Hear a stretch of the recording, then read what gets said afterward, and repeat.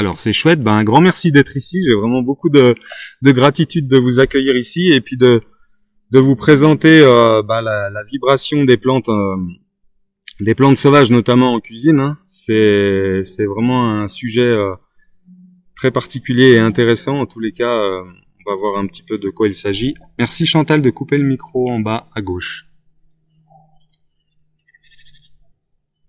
Voilà.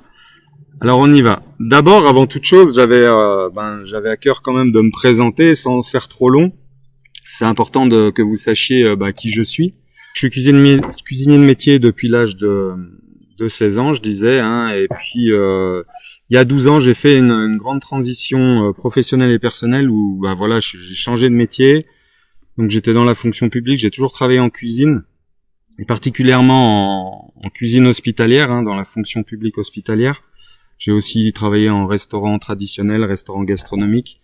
Et ma passion, c'est vraiment la nature, la cuisine, mais aussi tout ce qui tourne autour de la santé. Hein. Vraiment, je m'en suis rendu compte aussi il y a 12 ans avec cette fameuse transition où j'ai fait aussi un changement d'alimentation. Je suis devenu végétarien.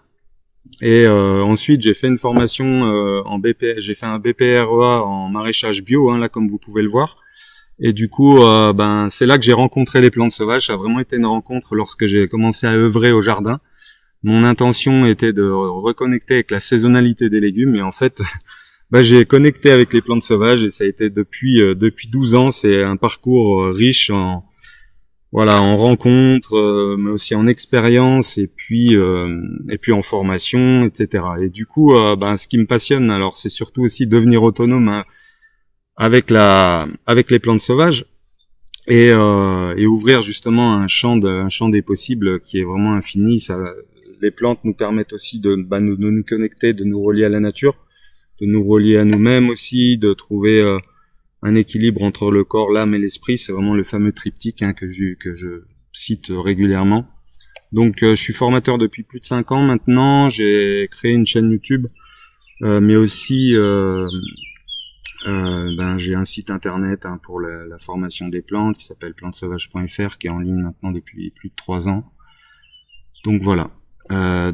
C'était un petit peu succinct, mais c'était pour que vous sachiez qui je suis. Je suis formé autour des plantes aussi, donc je suis formé en ethnobotanie et notamment avec François Couplan. Donc j'ai intégré un collège pratique d'ethnobotanie avec lui. J'ai fait 3 années avec François Couplan. Donc c'était aussi intéressant parce que c'est quelqu'un qui aime beaucoup la cuisine et du coup ça m'a permis aussi d'enrichir mes connaissances et d'associer tout ça en cuisine assez rapidement. Alors on va tout de suite introduire, hein, sur de quoi on va parler. Alors particulièrement on va parler de la cuisine végétale aux plantes sauvages. J'insiste bien sur le côté végétal parce que j'ai quelques recettes effectivement avec de la viande et avec du poisson, etc. Et plus particulièrement, moi ce qui m'intéresse c'est vraiment le végétal. Aujourd'hui c'est vraiment ça fait partie intégrante de ma vie et puis ce que je me rends compte, c'est vrai que quand on va parler de vibration, quand on parle d'énergie, quand même, le fait en tous les cas, de ma propre expérience, hein, je parle pour moi, le fait d'avoir éliminé la viande et les produits carnés, alors je mange encore quelques œufs parfois, ça m'a permis vraiment de retrouver une belle énergie, une belle vibration, une connexion avec la nature, mais aussi un alignement avec mes valeurs, avec qui je suis et puis ce que j'ai envie en tous les cas, d'expérimenter dans cette vie et de transmettre aussi. Je vais aussi vous expliquer comment les aliments vibrent. Hein, c'est important de comprendre quand même ce principe de base. Et ensuite, à la fin, je vous ferai une présentation du projet Vessence, hein, notamment, donc c'est vibrations sauvages, c'est les acronymes de vibrations sauvages énergétiques et nutrition spirituelle. Donc c'est un projet que j'ai créé il y a 3 ans. Donc là, on est sur la 3e année en fait, et voilà, c'est important que je vous présente un peu ça et qui est vraiment en relation aussi avec la cuisine vibratoire des plantes. Alors c'est quoi la cuisine vibratoire? Donc ça, notamment, alors j'ai un petit slide, hein, qui va me permettre de suivre un petit peu un fil conducteur et puis au-delà de ça, je vais argumenter un certain nombre de choses. Voilà, c'est vraiment un éveil des sens, mais aussi une co-création avec la nature.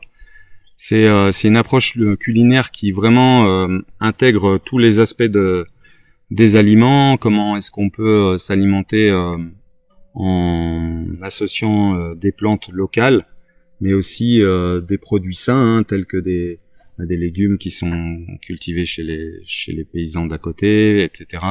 Faire du lien aussi, tout ça a du sens. Et l'objectif étant de créer des plats équilibrés et revitalisants qui nourrissent, voilà. Tout à l'heure, je disais à la fois le corps et l'esprit, mais il y a aussi l'éveil de l'âme. Et c'est vraiment ce que j'ai pu expérimenter sur mon chemin. Et puis, c'est aussi ce que je partage avec les personnes que j'accompagne aujourd'hui.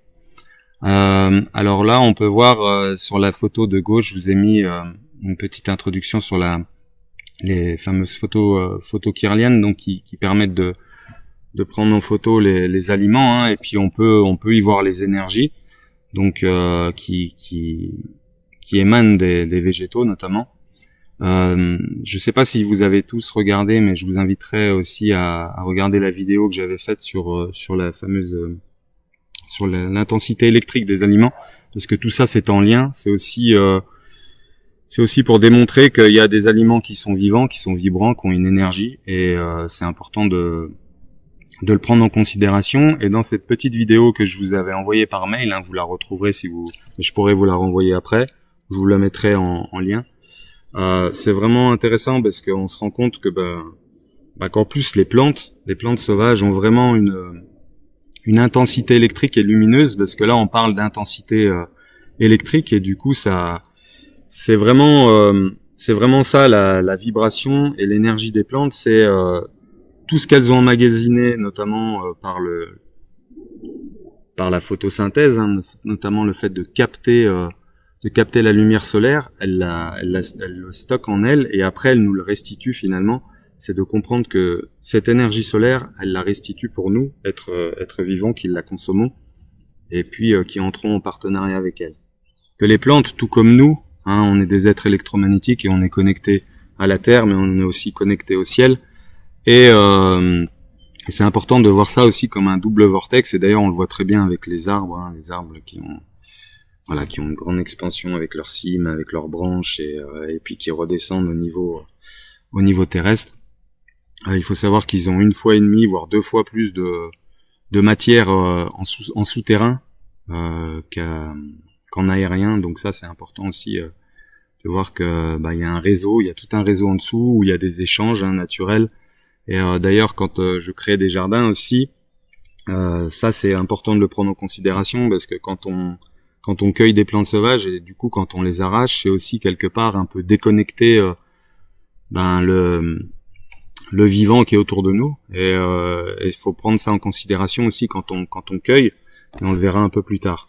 Et c'est important de comprendre que tout est connecté, tout est interrelié, et que du coup on contribue aussi en tant que cueilleur, et dans notre type d'alimentation, on contribue aussi à un équilibre ou un déséquilibre quelque part. Alors les principes de base de la cuisine vibratoire, donc c'est comme je le disais tout à l'heure, la sélection des ingrédients, notamment des aliments frais, bio de préférence, hein. Après il y a des fois des cultures de proximité raisonnées, hein, qui sont aussi très très bien. De saison évidemment, hein, pour leur potentiel vibratoire élevé notamment. Et c'est vrai que moi je pratique une cuisine qui est vraiment spécifiquement locale. Par exemple, je vais utiliser très peu de produits qui viennent de très loin, tels que les noix de cajou, même les bananes, etc. C'est très très rare que j'utilise ces types d'aliments.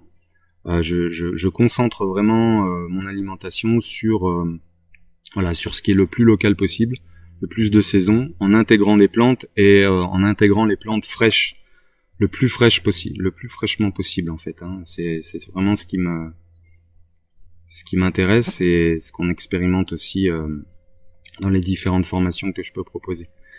Donc alors voilà, donc les plantes sauvages sont naturellement riches en énergie, mais aussi en principes actifs, et notamment Du coup, c'est aussi ça, la cuisine vibratoire, c'est intégrer. Tout à l'heure, je vais vous parler un peu plus notamment d'Hippocrate, les principes d'Hippocrate.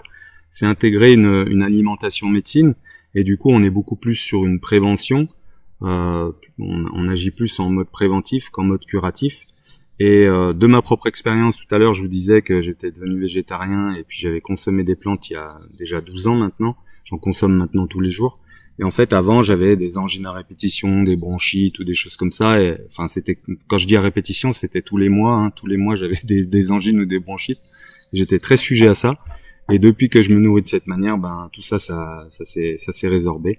Il y a aussi dans les principes de la cuisine vibratoire, de l'alimentation vibratoire, c'est aussi d'énergiser nos plats, nos ingrédients via les mains notamment, via les intentions aussi. Y mettre une intention, ça peut-être que certains connaissent, mais aussi avec la musique. Moi, j'aime beaucoup cuisiner avec de la musique. Alors ça peut être de la musique 432 Hz ou des choses comme ça, ou tout simplement des enregistrements de plantes, parce que il existe aussi des appareils pour enregistrer le son des plantes aujourd'hui. D'ailleurs, j'en ai 2, et parfois, j'y mets aussi ce type de musique quand je cuisine. Et aussi dans les intentions, quand on est cueilleur aussi, ce qui est important, c'est de donner aussi pour recevoir finalement vis-à-vis de la nature. Et moi, parfois, je vais donner un peu de mon énergie aux plantes pour les remercier, ne serait-ce que si je vois une plante qui est pas forcément en forme, ou même qu'il y en ait une qui est en forme, parfois je lui donne un peu de mon énergie, et je trouve ça important aussi d'être dans l'échange, dans ce type de relation, parce que du coup, on bénéficie aussi de quelque chose de beaucoup plus énergétique. Donc la nutrition optimale, alors moi je parle plus de nutrition, on en parlera après, de nutrition spirituelle. Pourquoi je parle de nutrition spirituelle? Parce que tout à l'heure, je vous disais que j'intégrais vraiment le côté lumineux des plantes, des aliments notamment, de tous les aliments, même les plantes cultivées. Et du coup, je suis plus sur des nutriments. On réfléchit plus en termes de fer, de potassium, etc. Je suis vraiment, en tous les cas, je vous partage encore une fois mon expérience. Ça fait des années que je me nourris comme ça, et que je fais pas forcément attention à l'équilibre protéines qu'on peut entendre aujourd'hui encore, des personnes qui doutent sur le fait qu'on a besoin d'un certain poids de protéines. Je crois que c'est aux alentours de 120-150 grammes par repas, mais tout ça pour moi c'est faux aujourd'hui, parce que ça fait des années que je me nourris de cette manière et que je fais pas forcément attention. Je suis parfois 2-3 jours sans manger de protéines, je suis toujours là. Et en fait je me sens beaucoup mieux, et c'est aussi comment on peut se connecter à son ressenti aussi, à notre côté intuitif, et c'est de se reconnecter à ça, parce que je trouve que c'est un peu des choses qu'on a perdues aussi dans cette société, finalement, un petit peu trop guidé par des industriels qui vont nous mener à acheter certains aliments, et finalement on s'écoute plus forcément. Donc c'est important. Donc c'est vraiment d'intégrer les 5 VS, j'appelle ça, donc vivant, vibrant, varié, végétal, et qui a de la vitalité également. Et bien sûr le sauvage, le côté sauvage, d'intégrer des plantes sauvages dans son alimentation quotidiennement. Alors au début, bien évidemment que c'est pas quotidiennement quand on commence, mais du coup plus on le fait, plus on a envie de le faire aussi, et puis plus on découvre les plantes, et c'est ça qui est chouette, de pouvoir diversifier. Du coup on a vraiment une belle variété. Dans l'équilibre énergétique, donc la consommation d'aliments vibratoires aide à rétablir l'équilibre énergétique dans le corps et à nous maintenir en énergie pour qu'on l'on réalise notre chemin spirituel. Ça c'est c'est peut-être un peu vaste, mais comme je vous disais tout à l'heure, le fait de me nourrir de plantes et puis de me reconnecter de cette manière à la nature, quelque part je me suis réaligné dans ma mission quelque part, ou dans ce que je sentais qui était juste pour moi. Et souvent quand on cueille, on se rend compte que on recalibre aussi notre corps sur un rythme qui nous est plus naturel, qui est le rythme de la nature, dont on fait tous partie. Et du coup, tout ça, ça réharmonise quelque part, ça réinforme notre corps, et puis ça rétablit des déséquilibres qu'il y aurait pu avoir ou qu'il y a. Après, ça veut pas dire qu'on en a plus, hein. Tout n'est pas réglé, ça peut revenir bien évidemment. Puis il y a le côté émotionnel aussi qui joue bien évidemment. Donc après voilà, c'est toute une expérience. Alors après, sensation gustative enrichie, c'est vrai que souvent j'évoque le fait que les plantes, elles ont des goûts et des saveurs, hein, qui sont qu'on retrouve pas dans le commerce, hein, justement. C'est parfois des saveurs qu'on peut pas décrire. Alors il y a souvent de l'amertume, hein. Alors qui dit amertume dit stimulation des sucs digestifs, et puis finalement ça contribue à notre bien-être, à notre digestion, pour que ça aille mieux ça descende mieux dans les intestins, etc. Donc tout ça c'est pareil, c'est des expériences. Il faut aussi se connecter à certaines plantes qui nous correspondent mieux quelque part, mais il y a aussi le côté joli, le côté embelli des plantes. En fait, souvent, ce que je dis, c'est vrai qu'elles ont un esthétisme qui est juste incroyable, et elles nous nourrissent déjà rien qu'à l'œil, rien qu'à les observer. On peut se nourrir avec les plantes, et d'ailleurs, ça c'est quelque chose que je vous ai pas partagé, mais depuis que je mange de cette manière-là, justement, le fait de se nourrir beaucoup plus de lumière, quelque part, je nourris beaucoup plus mon corps. Enfin, je nourris mon corps avec moins d'aliments. Finalement, je mange moins. Et ça, c'est vraiment un constat. Et quand j'accompagne des gens aussi à aller vers cette autonomie avec les plantes, à cuisiner les plantes, c'est vraiment ce qui remarque aussi et ce qui ressort.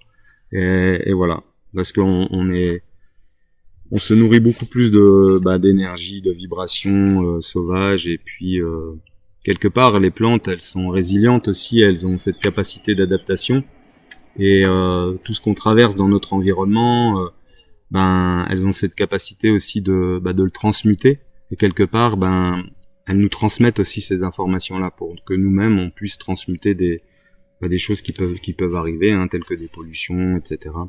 Alors, intégration des plantes. Alors, comment vous pouvez intégrer? Donc, évidemment, il y a la reconnaissance, hein, ça paraît une évidence. Ça, c'est une plante, pas une plante, pardon, c'est une tarte aux orties que j'avais faite. Et vous voyez, c'est vrai que de mettre, en ce moment, je mets beaucoup de fleurs. D'ailleurs, j'en fais sécher aussi.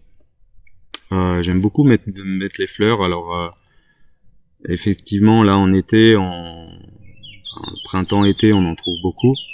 Après, c'est vrai que c'est un peu plus rare en hiver. Automne-hiver. Cependant, là en ce moment, j'en fais sécher justement pour toujours avoir un petit bocal un ou deux bocals de plantes séchées, de fleurs séchées, pardon, pour pouvoir quelque part colorer mes plats quand c'est l'hiver ou qu'on trouve un peu moins d'abondance. On trouve toujours des plantes en hiver, hein. Ça c'est des croyances, même moi qui suis en Haute-Savoie d'ailleurs, on trouve toujours des plantes. Souvent on pense qu'on n'en trouve pas, mais on en trouve. il y a du pissenlit, il y a des violettes, il y a les feuilles de violette. Parce que souvent on remarque la violette que quand elle arrive en fleurs au printemps, mais elle est là toute l'année.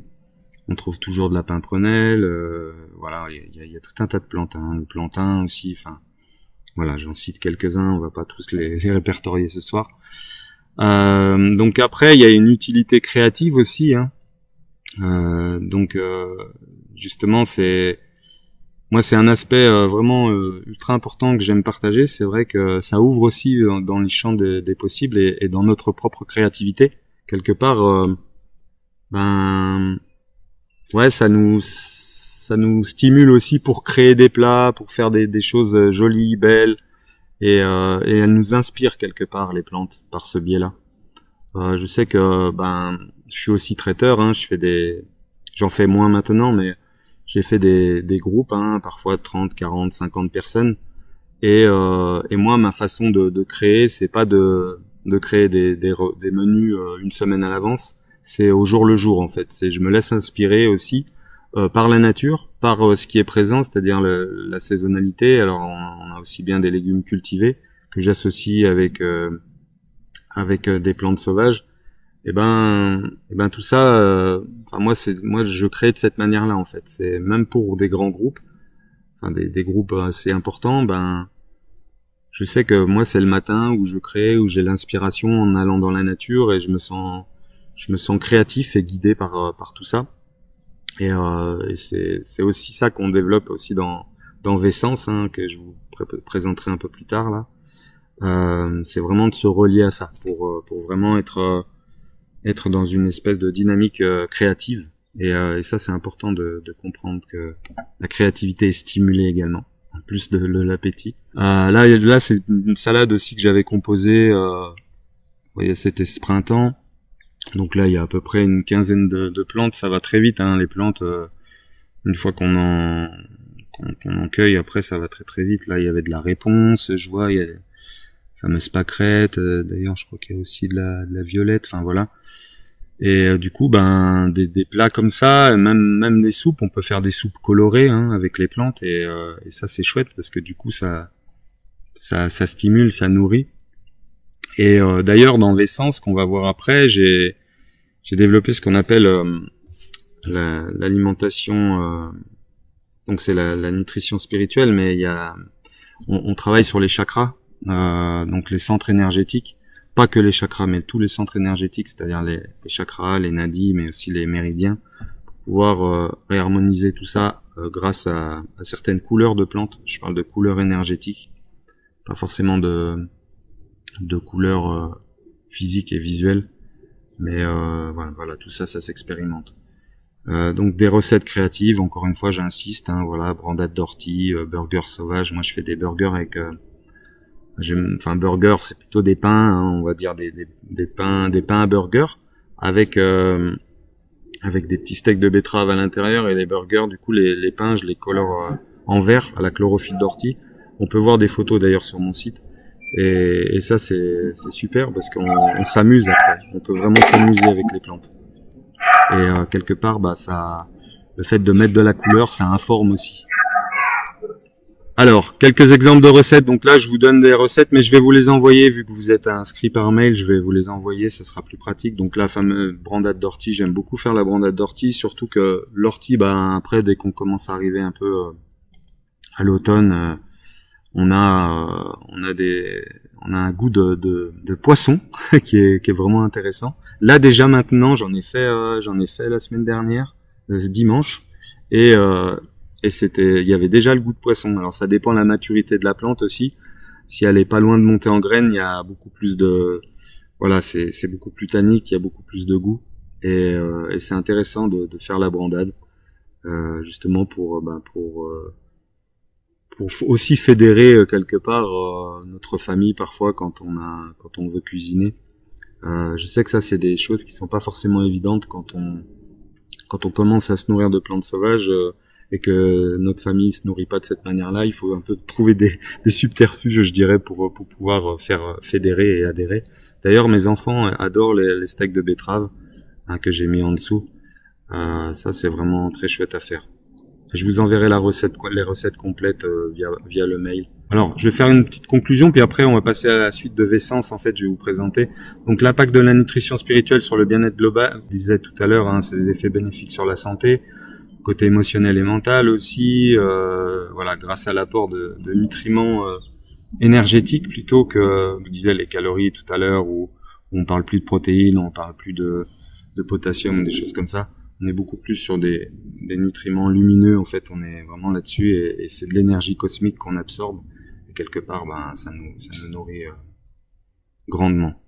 Renforcement de la connexion spirituelle et de l'épanouissement personnel, ça c'est vraiment quelque chose en tout cas de fort, pour lequel moi j'ai pu découvrir cet aspect-là, qui était vraiment une découverte et une révélation. Voilà, alors là j'ai fait succinct, et je vais vous présenter un peu le projet Vessence, qui englobe du coup la cuisine vibratoire.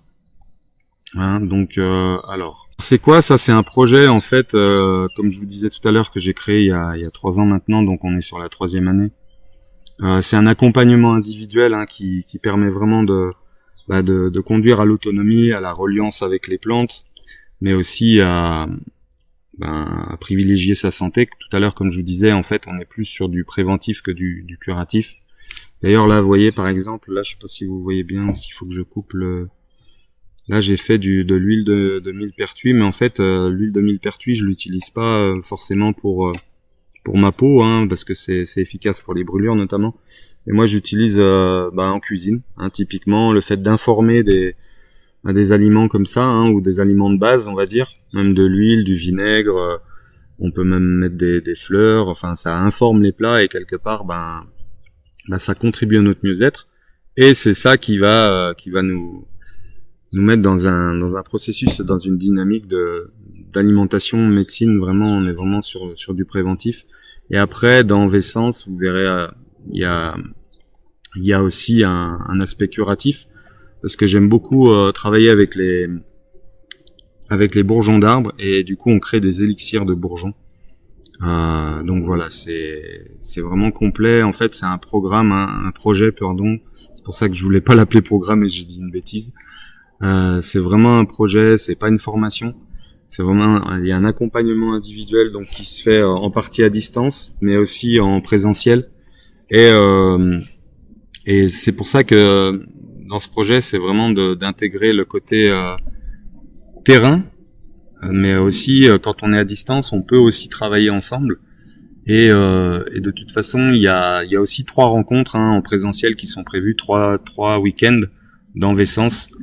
Et du coup, ça permet vraiment d'expérimenter ensemble et de se retrouver en groupe aussi.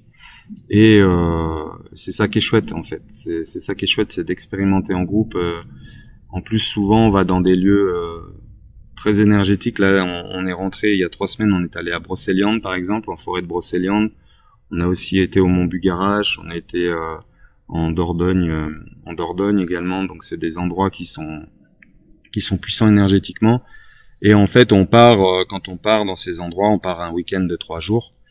Et voilà. Puis après, du coup, ce qui est intéressant de comprendre aussi dans le projet Vessence, c'est que c'est des gens qui nous mettent à contribution, enfin à disposition, pardon, les lieux. Donc du coup, quand on va dans les lieux, on n'a rien à payer quelque part, parce que à part notre nourriture et puis notre transport. Mais du coup, on va dans le lieu, on est reçu et puis on expérimente dans ces endroits. Et voilà. Donc après, l'accompagnement, il se fait sur une base de 7 piliers, notamment. Donc là, j'appelle ça des piliers, mais c'est plutôt des branches. J'ai renommé ça des branches. Je trouvais que c'était plus harmonieux aussi avec le monde du végétal. Et donc là, vraiment, l'accompagnement, il se fait au cas par cas, c'est-à-dire que on se voit tous les 15 jours. Tous les 15 jours, on se voit, et puis après, il s'agit un peu de travailler au fur et à mesure pour apprendre les plantes, pour les intégrer dans la cuisine, dans l'alimentation, d'intégrer aussi des éléments et des aspects thérapeutiques dans le sens naturopathique, parce que je vous rappelle que je suis diplômé aussi en naturopathie, et du coup c'est vraiment d'intégrer le côté vibratoire des plantes, le côté énergétique, mais aussi les bienfaits que ça produit effectivement sur la santé. Donc on intègre aussi, on parle de géométrie sacrée des plantes, il y a tout un tas il y a un programme complet, ça dure 1 année. C'est un projet qui dure 1 année. Pourquoi je l'ai appelé projet? Parce qu'en fait c'est aussi en fait ça peut être le projet des personnes qui intègrent, parce que chacun peut y proposer aussi sa petite touche. Là par exemple cette année, il y a des personnes qui avaient proposé du yoga, mais aussi des voyages en bol chantant tibétain. Donc ça c'était génial, parce que du coup ça nous permet aussi, on peut travailler aussi avec les bols en cuisine, et quelque part de remonter les vibrations des plats aussi de cette manière, et de faire entrer en résonance les bols avec les plantes, et voilà, c'est toute une richesse et un partage collectif. C'est un projet qui est pour tous celles et ceux qui intègrent. Donc voilà, c'était un peu ce que je vous disais. Donc les stages, les trois stages de 3 jours sur 1 année. Là, j'avais mis sur l'année 2022, j'ai oublié de changer. Voilà, préparation des élixirs de bourgeons. Ça, c'est au printemps, notamment au mois de mars. Où là, en plus de ça, j'ai créé un fascicule qui fait maintenant 70 pages. Donc un petit fascicule qui va bien évidemment en lien avec l'enseignement en présentiel, parce que ce fascicule, si vous n'avez pas fait l'enseignement, vous pouvez pas forcément le comprendre. Alors après, il y a tous les principes des plantes, hein, notamment avec par exemple là, le cornouiller, l'églantier, etc. Et du coup, j'ai créé ce fascicule que vous avez du coup en main propre aussi pour pouvoir créer vous-même vos élixirs et puis voilà, réharmoniser votre corps s'il y a besoin, mais aussi pour prendre soin de la santé de nos proches, c'est aussi important. Et voilà. Donc après, il y a des conférences, alors je dis d'experts, c'est vrai qu'il y a des personnes qui interviennent régulièrement, par exemple sur la musique des plantes, on a aussi sur la connexion aux arbres, enfin voilà, c'est important de co-créer, de partager aussi les connaissances et puis d'expérimenter.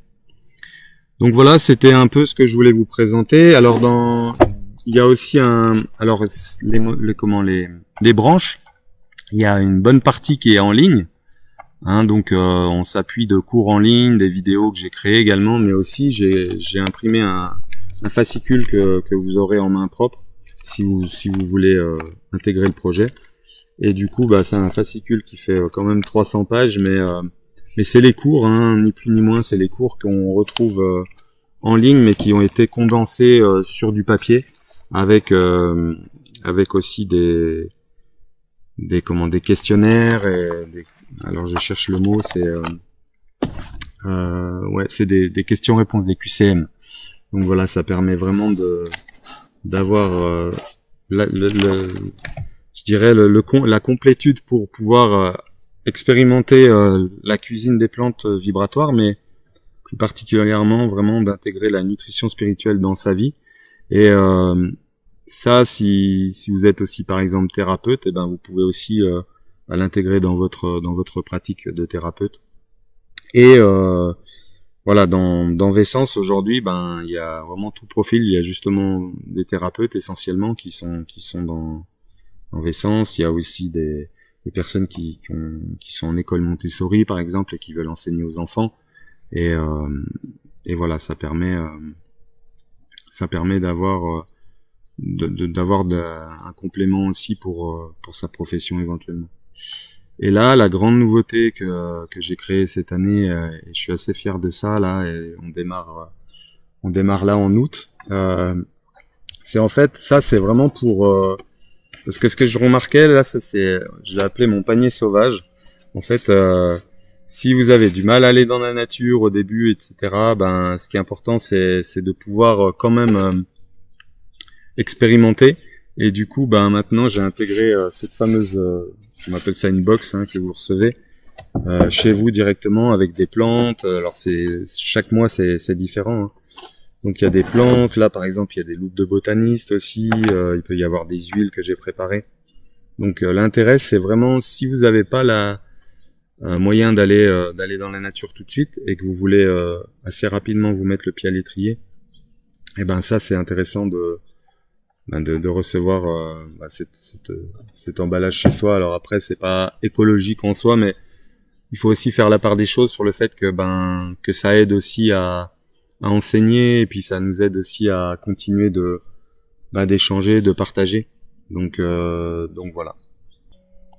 Voilà, là ça par exemple, il y a 36 fascicules comme ça. Là c'est l'arc-ciel pissenlit. Donc là c'est vraiment donc ça c'est des fiches, hein, qui permettent notamment d'expliquer un petit peu sur chaque plante quels sont les principes actifs, etc., et où est-ce qu'elles interviennent au niveau énergétique, et quelles sont aussi leurs fréquences vibratoires qu'on mesure aussi avec l'échelle de Bovis notamment, mais pas que, hein, c'est aussi avec le ressenti. Il y a des photos. Et puis après, c'est les liens avec les chakras aussi. Quelle énergie ça amène sur les chakras, et puis aussi les bonnes associations avec les légumes, mais aussi avec d'autres plantes. Donc ça, c'est vraiment le principe de base pour réharmoniser nos chakras. C'est ce que j'ai expliqué tout à l'heure, mais pas que. C'est les centres énergétiques, hein, notamment, qui peuvent être aussi les nadis et puis les méridiens. Donc ça réharmonise vraiment tout l'ensemble. Donc voilà, si vous avez des questions, c'est vrai que là j'ai fait rapide, c'est parfait. Comme ça, au moins, vous êtes libre. Si vous avez des questions, n'hésitez pas à en poser dans le forum de discussion là, ou alors vous pouvez aussi, vous voyez, si vous voulez aller sur la page de Vessence, vous pouvez prendre rendez-vous avec moi si vous voulez plus de renseignements. Avec grand plaisir. Vous avez un petit encart là, hop, vous cliquez sur prenez rendez-vous, un bon rendez-vous téléphonique, et puis on peut partager, échanger, et surtout, le plus important, c'est vrai que quand on démarre Vessence, c'est de voir si ça s'adresse bien à vous, si c'est ok, parce que moi je souhaite aussi avoir des personnes qui sont motivées et puis qui vont aller au bout du processus d'apprentissage avec Vessence, et plus particulièrement dans la nutrition spirituelle en intégrant les plantes. Donc voilà. Et oui, il y a un petit, vous pouvez regarder là, il y a un petit onglet qui s'appelle Terre d'accueil sauvage, pardon. Et en fait, ça, c'est un projet dans le projet, c'est-à-dire que j'ai créé ça parce que la deuxième difficulté quand on apprend les plantes, la première étant évidemment de reconnaître les plantes et puis de pas consommer de toxiques, hein, ça paraît une évidence. Donc ça s'apprend au fur et à mesure. Et la deuxième problématique qu'on peut rencontrer, c'est qu'on n'a pas forcément de parcelles de terrain. Alors vous n'êtes peut-être pas concerné, mais moi j'ai des personnes qui sont, par exemple, il y a une dame qui est à Toulouse, elle est en plein centre de Toulouse, on a pu trouver un terrain grâce au réseau notamment. Et c'est des personnes qui mettent à contribution leur parcelle de terrain, pour pouvoir, comme ça on peut œuvrer en autonomie. Et puis démarrer assez rapidement si on n'a pas de terrain. Au-delà de ça, après on peut aussi connecter avec les jardins partagés locaux et des choses comme ça. Donc il y a toujours des possibilités en tous les cas de trouver des plantes, hein, sur des parcelles. Donc voilà. Voilà, je vais pas vous retenir plus longtemps. J'espère que vous avez compris un peu le principe et ce que je voulais vous partager là. Alors c'est vraiment c'est bref, hein, c'est une introduction, mais c'est aussi c'est aussi pour vous faire comprendre un petit peu ce que je propose. Et puis moi j'œuvre déjà depuis plus de 12 ans avec les plantes, et puis c'est juste des découvertes à chaque rencontre, à chaque sortie de cueillette, c'est juste génial, quoi. Et puis le collectif, enfin le groupe aussi, le groupe Vessence apporte aussi beaucoup dans l'enseignement, et puis le fait d'être à plusieurs. Alors en général on n'est pas plus de 15, hein. Là cette année il y a 15 élèves, et je dis élèves dans le sens élevé, hein, c'est-à-dire et du coup écoute, si tu veux, prends un rendez-vous, on peut en discuter pour le coup, si tu souhaites avoir des informations. Chapelière, je sais pas si ça doit être ton nom de famille. Donc avec grand plaisir d'échanger, de discuter en individuel, parce que ce qui m'intéresse aussi, c'est de connaître vos objectifs et vos envies personnelles, en fait, là où vous avez envie d'aller. C'est vrai que on est dans un monde aujourd'hui où, en tous les cas, moi, de mon point de vue personnel, je pense que il est essentiel de retourner vers ces valeurs-là, d'être le plus autonome possible, de pouvoir se nourrir en toute autonomie avec la nature. Et aujourd'hui, c'est possible, hein. On trouve vraiment pléthore de Ah oui, c'est une bonne question. Je vais répondre après. On trouve vraiment pléthore d'aliments, et puis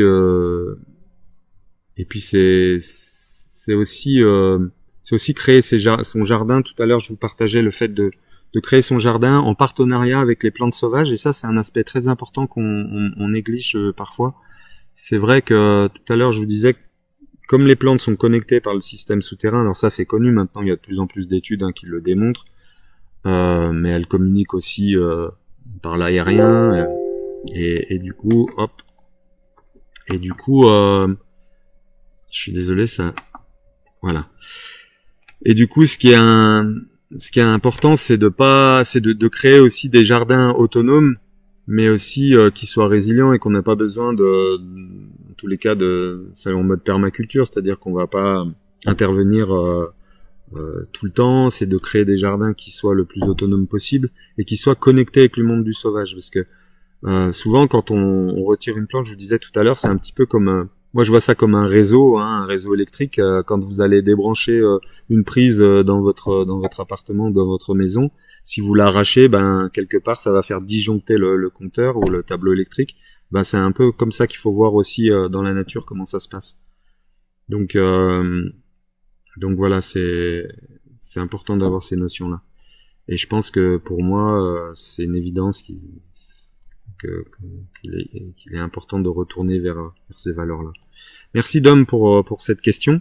La cuisson, alors la cuisson dénature, alors je dirais pas qu'elle dénature, mais alors j'ai fait des mesures aussi, hein. D'ailleurs si vous regardez dans la vidéo, vous pouvez le voir, en fait on le voit sur des aliments cuits, ou alors effectivement ça perd un peu ça perd un peu d'énergie et ça perd de sa capacité vibratoire. Après les plantes, moi ce que j'aime beaucoup, c'est les intégrer par exemple en fin de cuisson. Ça permet vraiment de garder toute leur énergie. Mais cependant, on peut constater qu'il y a pas forcément une perte totale de ce qui est présent dans la plante. Alors après, j'ai pas été faire des mesures en laboratoire par rapport aux principes actifs ou ces choses-là, hein, mais en tout cas, en termes d'énergie électrique, on peut remarquer que l'intensité électrique est préservée. Et ça, c'est intéressant. Et ce que je disais tout à l'heure, au-delà de ça, ce qui est important, c'est l'intention aussi qu'on y met nous quelque part. On peut aussi énergiser par notre intention et se sentir en gratitude aussi par rapport au fait de se nourrir de ce type de plats et d'aliments. Donc, je sais pas si j'ai bien répondu, mais en tout cas, du constat sur les mesures électriques que j'ai pu faire, mais aussi avec l'échelle de Bovis. Bon, après ça c'est un peu plus. Moi, je fonctionne de moins en moins avec le pendule et l'échelle de Bovis, pardon. Je me fais de plus en plus confiance, et je pense que c'est aussi ça de se faire confiance et de se relier sur le fait que finalement si on a la bonne attitude et qu'on se sent bien et en harmonie avec le fait de cuisiner les plantes, et ben je pense que finalement on bénéficie de tous leurs bienfaits, quoi.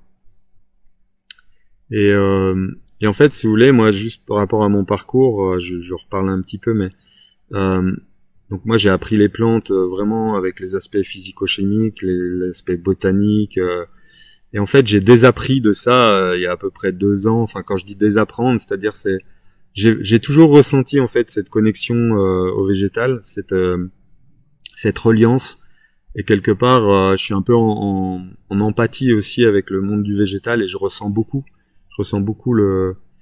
les énergies des plantes, et ça j'avais déjà, en fait je pensais que tout le monde ressentait ça, et le fait d'être passé par l'étape d'apprentissage pur et dur botanique, ça m'a permis de comprendre qu'il y avait autre chose, et j'ai du coup été plus loin, et c'est pour ça que aujourd'hui j'expérimente les plantes par l'aspect vibratoire et énergétique, et voilà, c'est ce qui m'a conduit à vous aujourd'hui et ce qui me permet de continuer d'échanger, de partager cette belle connaissance et cette belle vibration des plantes.